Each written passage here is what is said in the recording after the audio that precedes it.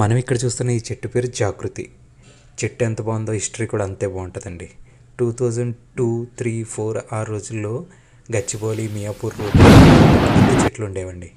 ఆ తర్వాత road extend చేసే టైంలో కొన్ని చెట్లు పోయినాయి. అలాగే ఈ చెట్టు కూడా పోయేదంట. IIIT క్యాంపస్ ఎదురుగుండా ఉంది కదా, సో వాళ్ళు ఏం చేశారంటే అక్కడి నుంచి తీసుకొచ్చి క్యాంపస్లో పెట్టారు.